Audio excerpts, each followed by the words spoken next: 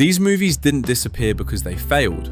They disappeared because time moved on. They used to play on TV during the holidays. You didn't search for them. You didn't plan your day around them. They were just there, filling the room while life happened around you. So why do you barely remember them now? Why do films that once felt so familiar fade faster than movies you never even watched? And why does a single image from them still feel strangely warm when it comes back to you?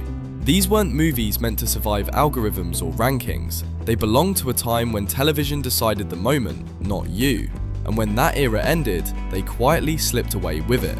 This list isn't about forgotten movies. It's about the memories they carried and why they're still waiting to be remembered. Number 5. Uncle Buck, 1989.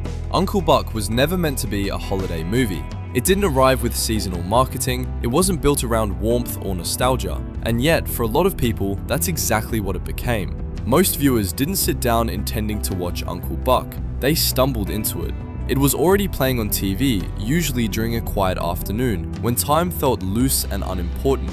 You stayed because nothing else was asking for your attention. On paper, the story is barely a story. An irresponsible uncle shows up to babysit 3 kids. He smokes too much, talks too loud, embarrasses everyone around him. There's no epic arc, no grand transformation, but that's where the movie quietly does something rare. Uncle Buck doesn't try to entertain you every second. It lets scenes breathe, conversations drag, silences linger. The house feels real, cluttered, uncomfortable, imperfect. John Candy's performance is key here. Buck isn't charming in a polished way. He's awkward, defensive, sometimes wrong, but he's present. And presence mattered more back then than personality. When this movie played on TV, it became part of the room. You might remember it playing while food was cooking, or while snow fell outside, or while adults talked over it, not really watching at all. That half attention is important, because Uncle Buck wasn't competing for meaning. It wasn't trying to be memorable. It was filling time, gently. Today, movies fight to be noticed. They're designed to hook you, shock you, keep you watching. Uncle Buck did the opposite. It trusted that if it stayed long enough, you would too. And that trust is why it feels strange now. You know you've seen it, you know you liked it, but the details are fuzzy. What stayed wasn't the story. It was the feeling of a moment where watching didn't feel like a decision. And that's why Uncle Buck feels forgotten. Not because it failed, but because it belonged to a slower way of living, one that quietly disappeared. But if Uncle Buck represents comfort that blended into everyday life, the next film on this list shows what happens when comfort comes from being stuck somewhere you didn't plan to be at all. Number 4. Dutch, 1991. Dutch is one of those movies people swear they've never heard of until you describe it. Then suddenly, they remember everything. A road trip, a reluctant kid, an adult who isn't supposed to be in charge of anything, and the long, uncomfortable space between 2 places you don't really want to be. Like Uncle Buck, Dutch was never positioned as something important.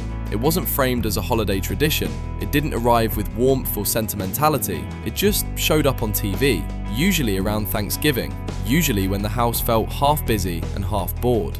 The setup is simple. A working class guy is forced to drive a wealthy teenager across the country to reunite with his family. They don't like each other, they don't understand each other, and for most of the movie, they're stuck together with nowhere to escape. What makes Dutch linger isn't the jokes, it's the tension of being trapped in a situation you didn't choose. Long car rides, cheap motels, awkward conversations, moments that feel too familiar to be fictional. Ed O'Neill plays Dutch without charm or softness. He's loud, defensive, proud in all the wrong ways. And that makes the movie uncomfortable but honest. When Dutch played on TV, it didn't demand laughter. You might have tuned in halfway through, missed the beginning, caught the ending while cleaning up after dinner. And that's exactly how it worked. The movie didn't need your full attention. It mirrored a feeling you already knew. Being dragged somewhere during the holidays, being stuck between places, waiting for time to move forward. Today, movies try to feel efficient. They cut out the uncomfortable middle. Dutch lives inside it, and that's why it faded. Because it wasn't designed to be revisited on purpose. It was designed to be endured once and remembered emotionally. You don't remember every scene, you remember the ride. And if Uncle Buck was about comfort quietly settling into a house, Dutch is about comfort accidentally forming in the middle of nowhere. Number 3. Planes, Trains and Automobiles, 1987. This is the movie almost everyone remembers, but rarely sits down to rewatch. Planes, Trains and Automobiles didn't feel like a comfort movie at first. It felt stressful, loud, frustrating. It was always on TV around the holidays, usually when travel season was already exhausting enough, and somehow that made it fit perfectly. The premise is simple and cruel. A man just wants to get home. Everything goes wrong. Flights cancel, trains derail, cars burn, and the one person he cannot escape is the one person he least wants to be around. Steve Martin's character represents urgency, schedules, control, the constant pressure to arrive somewhere on time. John Candy's Del Griffith is the opposite, messy, talkative, slowing everything down. What gives this film its lasting value isn't the comedy, it's the way it weaponizes inconvenience. Every delay forces the characters to sit with each other longer than they want. Every failure stretches the journey, and the movie refuses to let either man escape that discomfort. When this film played on TV, you rarely watched it from the beginning. You caught it mid-argument, mid-breakdown, mid-meltdown, and that was enough. Because even without the full story, the feeling was clear. Being stuck, being tired, being close to home, but not quite there yet. What makes Planes, Trains and Automobiles worth revisiting now is how honest it becomes at the end. Not louder, not funnier, quieter. The film reveals that the most irritating presence on screen isn't a burden, it's a lifeline. Not because he fixes anything, but because he keeps showing up. That reveal doesn't land as a twist, it lands as recognition. Rewatching it today, the movie feels less like a comedy and more like a reminder that patience is learned, not earned, that empathy often arrives late, and that some people slow you down for a reason. Planes, Trains and Automobiles isn't remembered because it's quoted endlessly. It's remembered because it understands something uncomfortable about the holidays. They magnify stress, but they also expose what's missing when the noise finally stops. And if Dutch was about enduring the road, this film is about learning why the road mattered in the first place. Number 2. Curly Sue, 1991. Curly Sue is one of those movies you're surprised still exists, not because it failed, but because it feels like it belongs to a version of the world we don't recognize anymore. It showed up on TV during the holidays, often in the late afternoon. Too early to feel festive, too quiet to feel important, and that's exactly why it stayed on. At first glance, Curly Sue looks almost too soft. A homeless con man and a little girl drifting through the city. Chance encounters, small kindnesses, nothing loud, nothing sharp. But the value of the film is how gently it moves through that world. James Belushi plays Bill Dancer without heroics. He's not charming in the traditional sense. He's tired, defensive, always one step behind the people he's trying to outsmart. And Curly Sue herself isn't written to be cute on command. She's observant, quiet, often absorbing more than the adults around her realize. That restraint matters. When Curly Sue played on TV, it rarely held your full attention. You might remember it playing while the house was calm, while adults talked softly, while nothing urgent needed to happen. The movie understood that tone. It didn't rush emotion. It let scenes unfold without punchlines. It trusted that warmth didn't need to announce itself.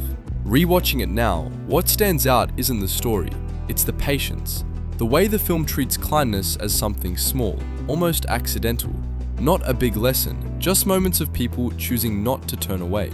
That's why Curly Sue feels easy to forget. It never demands to be remembered. It doesn't build toward a dramatic payoff. It just stays gentle from beginning to end. But that gentleness is exactly what gives it value now. In a time when movies try to justify every minute, Curly Sue reminds you that quiet kindness used to be enough. That comfort didn't need to be earned through spectacle. It could simply exist. And maybe that's why it still lingers. Not as a movie you revisit often, but as a feeling you recognize immediately. And if Planes, Trains and Automobiles was about stress finally slowing down, Curly Sue is about what happens when the world softens just enough to let something human through. Number 1. The Great Outdoors, 1988. This is the movie people remember the least and feel the most. The Great Outdoors was never framed as something meaningful. It wasn't emotional, it wasn't sentimental, it was just there. It played on TV during the holidays, often when nothing else was happening. Early evening, background volume, a movie you didn't sit down for, you coexisted with it. On the surface, it's almost aggressively simple. Two families, a vacation cabin, petty arguments, big personalities stuck in small spaces. John Candy plays a man who just wants peace. Dan Aykroyd plays chaos disguised as confidence. There's no journey to save the world, no lesson announced out loud, but that's exactly where the film's value lives. The great outdoors understands something most movies rush past, that comfort isn't silence, it's familiarity. Loud meals, awkward jokes that go on too long, moments where nothing happens and nobody needs them to. When this movie was on TV, you didn't follow every scene. You caught fragments. A bear, a dinner table, an argument that felt slightly too real, and somehow that was enough. Rewatching it now, the film feels like a snapshot of a kind of togetherness that didn't need explanation. People annoyed with each other, but still sharing space, still staying, still choosing not to leave. Modern movies often mistake comfort for calm. The great outdoors knew comfort could be noisy, clumsy, imperfect. It didn't try to smooth that out. It leaned into it. That's why it faded. Not because it failed, but because it belonged to a time when movies didn't need to justify their existence. You didn't remember it because of a scene. You remembered it because it felt like being around people longer than planned. And maybe that's why it deserves to be at the top of this list. Because The Great Outdoors isn't a movie you revisit to rediscover a story. You revisit it to rediscover a feeling. What it was like when watching something didn't feel like a choice, and being together didn't feel like work. That's not something algorithms remember, but people do. These movies weren't forgotten because they lacked meaning. They were forgotten because the world that made room for them slowly disappeared. They came from a time when watching wasn't a decision, it was something that happened to you. And when that way of watching faded, the movies quietly went with it. What's worth sitting with now is this. How many films in your own memory feel the same way? Movies you know you've seen but haven't thought about in years.